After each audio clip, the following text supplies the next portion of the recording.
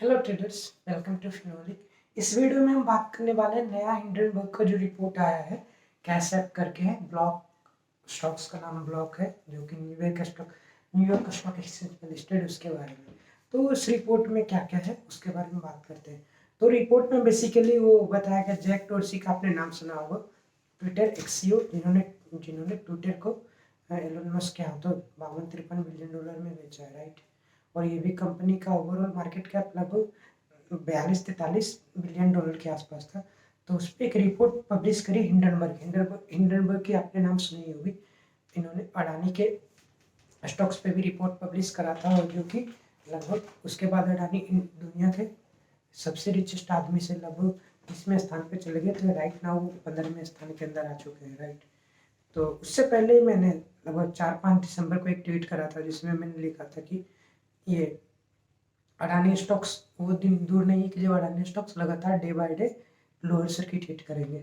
और अगर आप जाके चेक करो तो अडानी स्टॉक्स उसके बाद से लगातार 10 दिन तक उसने लोअर सर्किट हिट करे थे।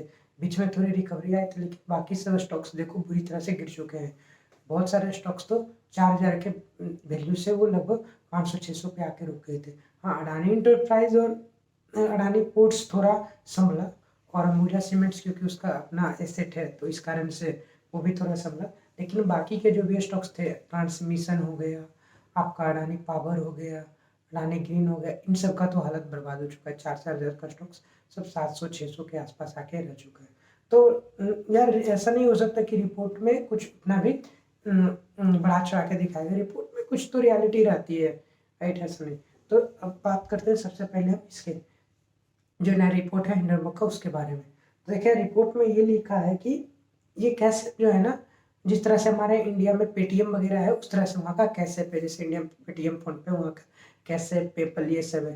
तो वो करता है कि उस पर अकाउंट बनाओ, आप पैसा ट्रांसफर करो इधर से उधर बैंक अकाउंट, वो कार्ड वगैरह भी देते हैं पेमेंट के लिए। तो उसमें वो वहाँ पे वो क्या कर रहे थे कि एक बंदा अपने नाम से कितना भी अकाउंट बना सकता था, उसको फ्रॉड वगैरह के लिए यूज कर रहा था, राइट। फ्रॉड वगैरह के लिए यूज किया जा रहा था उसमें। अगर आप देखो तो एक बार ऐसा ही हुआ था इंडिया में, फ्री चार्ज जो है ना, उस पर आप मल्टीपल मतलब कार्ड डिटेल डालो, मल्टीपल बार सीवीवी या ओटीपी यूज करते जाओ, ओटीपी यूज करते जाओ, या फिर सीवीवी नंबर यूज करो। तो उसमें क्या हो रहा था कि आप मल्टीपल टाइम्स यूज कर रहे हो, राइट, सीवीवी नंबर। तो आप 3 से ज़्यादा बार करोगे ऐसे जनरली और बाकी प्लेटफॉर्म पे, तो वो कार्ड ब्लॉक हो जाते हैं। पर फ्री चार्ज पे ऐसा हो नहीं रहा था, उसके थ्रू वो जामताड़ा में उससे स्कैम है। इसी तरह से स्कैम इसमें भी किया जा रहा था कि जैसे जब कोविड आया था, तो कोविड के समय अमेरिकन गवर्नमेंट ने लाया कि सबको डायरेक्ट पैसा देगा, राइट, जैसे इंडिया में सरकार दे रही थी। तो इंडिया में तो हमारे यहाँ जनधन अकाउंट था, तो गवर्नमेंट ने जनधन के थ्रू पैसा दे दिया, लोगों को ट्रांसफर कर दिया। पर अमेरिका में भी ऐसा आपको लगता है कि अमेरिका बहुत डेवलप हो चुका है, पर वैसा, हाँ, डेवलप्ड है, सुपर पावर, ये सही है।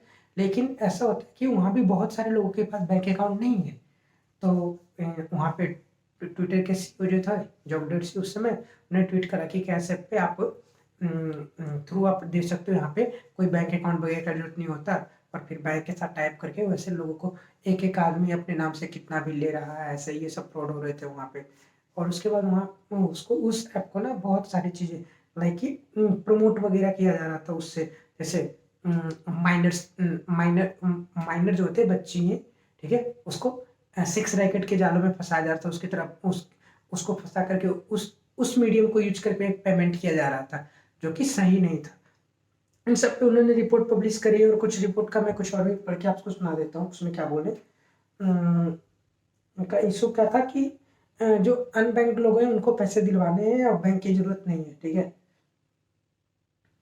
उसके बाद ये बहुत सारे यूएस लॉज वगैरह जो उसको भी वायलेट कर रहे थे, पर वो, और इवन जब पता चल रहा है कि इसके इसके इतने पे एक नाम से ज़्यादा बंदे ने अकाउंट बना रखी है, एक ही बंदे ने, मानो मैं अपने नाम यूज करके 4-5 अकाउंट बना रखा हूँ, ठीक है। अब मेरा एक अकाउंट ब्लॉक हो जा रहा है कि फ्रॉड के चक्कर में।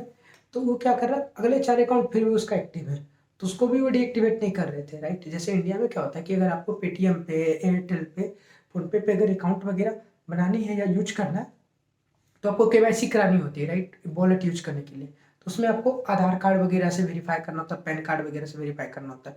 तो ऐसा तो नहीं होता कि एक ही बंदे ने, अगर मेरे पास 2 मोबाइल नंबर है, तो मैं अपने दोनों मोबाइल नंबर से तो नहीं चला सकता। हाँ, यूपीआई यूज कर सकता हूँ, वो सही है, पर फोन पे वॉलेट 10,000 का लिमिट है, उससे ज़्यादा मैं कर ही नहीं सकता उस पर।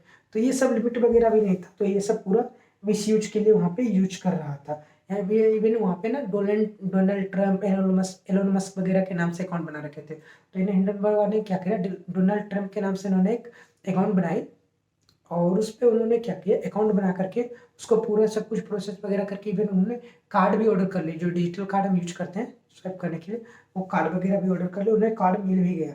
यार मतलब ये तो बहुत बड़ा फ्रॉड है था। ठीक, उसके बाद क्या हुआ कि इसके जो CFO थे, इन लोगों ने लगभग लास्ट 1 डेढ़ साल से मतलब अपने क्या करते स्टॉक्स को ना वो बेचते जा रहे थे, राइट। क्योंकि उनको पता था कुछ आगे कंपनी का उसका फ्यूचर नहीं है, तो उन्होंने बेचना शुरू कर दिया अपने स्टॉक्स को मार्केट से।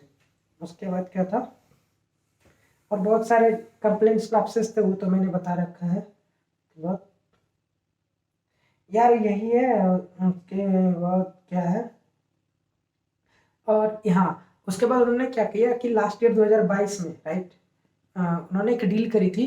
क्या, लास्ट ईयर 2022 में उन्होंने डील करी थी, एक था आफ्टर पे करके, जैसे इंडिया में लेजी पे, बाय नाउ पे लेटर वाले बहुत सारे ऐप आए होंगे, आपने देखे होंगे, तो ऐप्स आए होंगे, तो उसमें एक आफ्टर पे करके था, उसको उन्होंने $29 बिलियन में एक्वायर करा था। और उसके बाद वो कंपनी लॉस में चलते गया। उन्होंने बोला था कि बहुत बड़ा डील है, ये है वो है, लेकिन उसके बाद भी वो कंपनी, और उसके अगले साल इन्होंने $357 मिलियन उसमें लोस्ट करा। 21 में उन्होंने 2021 में उस कंपनी ने $184 मिलियन लोस्ट करा था। फिर भी इसके बावजूद भी उन्होंने $29 बिलियन में उस कंपनी को खरीदा था। फंडामेंटल वगैरह उतना भी सही नहीं था इवन। हाँ, मेन इश्यू ये है ना कि वो कस्टमर का जो मैट्रिक्स डेटा वगैरह है ना, उसको बढ़ा चढ़ा के दिखा रहे थे, राइट। मतलब डेटा कुछ और है, बढ़ा चढ़ा के कुछ और। क्योंकि अगर एक बंदा अपने नाम से 20 अकाउंट बना करके रखा है, राइट, तो होगा क्या, एक बंदे को एक्वायर करने के लिए आपने पैसा लगाया, राइट, जैसे कस्टमर एक्विजिशन कॉस्ट होता है, मतलब एक बंदे को आपने एक्वायर करने में कितना पैसा लगाया, राइट। कि मैं अगर किसी प्लेटफॉर्म को यूज कर रहा हूँ, तो मैं उस पर कैसे गया, तो मैं उसका ऐड दिखाऊंगा या कुछ और, या कोई मुझे रेफर करा होगा। अगर किसी ने रेफर करा तो रेफर करने वालों को पैसा मिल रहा होता है, राइट। तो मैं उसके थ्रू आया, तो रेफरल वाला पैसा जुड़ेगा मेरे ऊपर कि हाँ, ₹100 अगर रेफर मुझे मिला है, तो वो मेरा कस्टमर एक्विजिशन कॉस्ट हो जाता है। तो अगर एक बंदा मान लो कि उसको ₹100 में एक्वायर कर रहा है, और एक बंदा 40 अकाउंट बना के बैठा है, तो ओवरऑल कस्टमर एक्विजिशन कॉस्ट अगर आप देखो, नंबर ऑफ पीपल जितना अकाउंट है divided by total cost on customer acquisition, वो डिवाइड करोगे ना आप, तो देख रहा है तो भाई वो तो ₹4 पड़ रहा है, मतलब बहुत कम। और डेटा वगैरह पूरा एक्स्ट्रापोलेट एग्जैजरेट करके दिखा रहे थे ये सब। तो ये सब इशू था। सो फाइनली अब मैं बात करता हूँ अभी क्या हुआ। After the report published, the report publishing के बाद उसके स्टॉक्स प्राइस लगभग 21% तक डाउन गए हैं, राइट। अभी मैं आपको दिखाता हूँ क्या, अभी मैं आपको दिखाता हूँ, एक मिनट। इसकी अगर देखो तो कल कल इसकी क्लोजिंग हुई थी, इसकी स्टॉक्स प्राइस की कल क्लोजिंग हुई थी $72 पे, राइट। $72 पे इसकी प्राइस कल ओपन क्लोज हुई थी।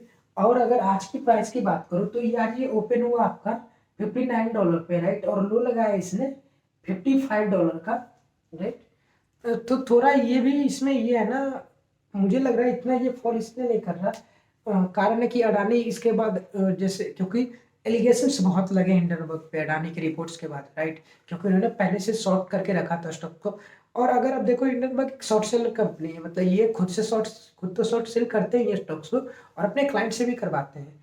तो ऐसा बोलना कि ये इंटेंशनली ऐसा रिपोर्ट पब्लिश करती, आई डोंट बिलीव। मतलब इन्होंने जब जब जिस भी कंपनी के रिपोर्ट पब्लिश करे अभी तक हिस्ट्री में, राइट, तो सब कंपनी इन्होंने जब जितना प्रोजेक्ट करा था उतना हुआ है। सो मैं इनकी क्रेडिबिलिटी पे क्वेश्चन नहीं कर रहा, या फिर I am not supporting Hindenburg, right. मैं यहाँ पे सपोर्ट भी नहीं कर रहा हूँ, इनकी क्रेडिबिलिटी को मैं क्वेश्चन भी नहीं कर रहा हूँ। लेकिन हाँ, मुझे इसमें एक थोड़ा सा डाउट हुआ कि ये इतना, ये रिकवरी थोड़ी देर इसने हाई भी लगाया है लगभग $65 का, जो कि मेरे अनुसार इसको इतना लगाना नहीं चाहिए था, राइट। अगर आप कल $74, लेकिन अगर कल से आज की बात की सेल करो तो लगभग ये $77 से 50-55 पे, मतलब $20 लगभग। अच्छा, लगभग आप मानो तो 30% कल से ये डाउन हो चुका है स्टॉक्स। तो अभी और इसमें देखते हैं क्या होता है। कुछ ऐसा अपडेट होता है तो बताता हूँ। और ये मैं इसकी चार्ट आपको वीडियो पे लगा दूंगा। वीडियो पसंद आए तो वीडियो को लाइक करना, चैनल को सब्सक्राइब करना and see you in the next video traders.